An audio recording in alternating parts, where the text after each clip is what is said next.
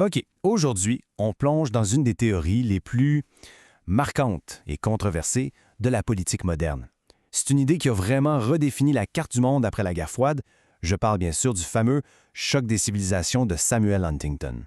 Faut se remettre dans le contexte. Pendant des décennies, la carte du monde était assez simple à lire. D'un côté, l'Ouest mené par les États-Unis, de l'autre, l'Est mené par l'Union soviétique. Mais là, le mur de Berlin tombe, l'URSS s'effondre, et soudain, cette carte-là, elle ne veut plus rien dire. Et il y a cette anecdote qui illustre bien le chaos du moment. À Moscou, en plein quart de l'hiver 1992, on hisse le nouveau drapeau russe, mais à l'envers. Cette petite erreur, c'est un peu le symbole d'un monde en pleine transition, où tout le monde cherchait de nouvelles identités, de nouveaux repères. C'est dans ce contexte que le politologue Samuel Huntington arrive avec une idée forte. Il dit, attention, la prochaine grande source de conflit, ce ne sera plus l'idéologie ou l'économie. Non, ce sera la culture.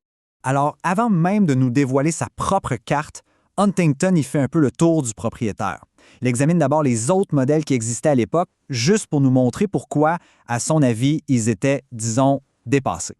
La première théorie, c'était la plus optimiste. On parlait de la fin de l'histoire. L'idée, c'était que la démocratie libérale avait gagné la partie et que les grands conflits étaient pas mal derrière nous. Un monde en paix, en somme.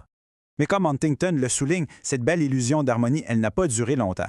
La réalité des années 90, c'était tout le contraire. Une multiplication des conflits ethniques, la purification ethnique, de la Bosnie au Rwanda, le réveil a été brutal. Bon, deuxième carte possible, une vision très simple, un peu binaire. Le monde divisé en deux camps. L'Ouest contre le reste, ou encore le Nord riche contre le Sud pauvre. Un nous contre eux bien défini. Pour Huntington, ça, c'est un mythe. Ça n'a juste aucun sens de mettre dans le même bateau des cultures aussi différentes que celles du Japon, de l'Inde et du monde arabe, juste parce qu'elles sont non occidentales.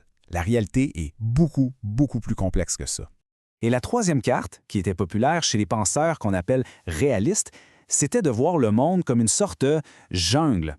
Une arène chaotique avec plus de 180 États qui compétitionnent tous pour leur propre sécurité et leur pouvoir, chacun pour soi finalement.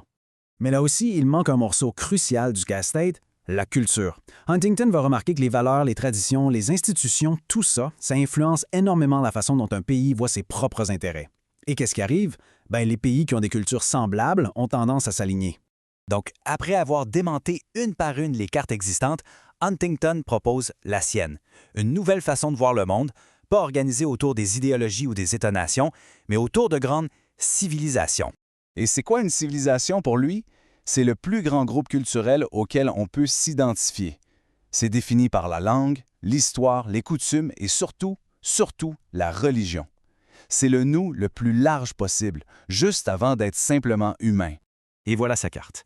Il identifie plusieurs grandes civilisations. La civilisation chinoise, la japonaise, l'hindoue, l'islamique, l'occidentale, l'orthodoxe, la latino-américaine, et il mentionne même une potentielle civilisation africaine. Vous voyez, les frontières ici, elles ne sont plus politiques, elles sont culturelles et religieuses.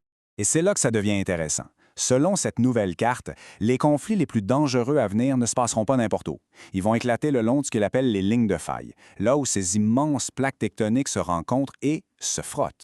Et on ne parle pas ici de petites guerres tribales, non. On parle de conflits à grande échelle, qui ont un gros potentiel d'escalade, parce que les pays vont avoir tendance à venir en aide à leurs frères culturels. Et l'exemple de l'Ukraine, c'est vraiment frappant pour illustrer ça. Une vision, disons, plus classique aurait prédit une simple guerre de conquête entre deux États.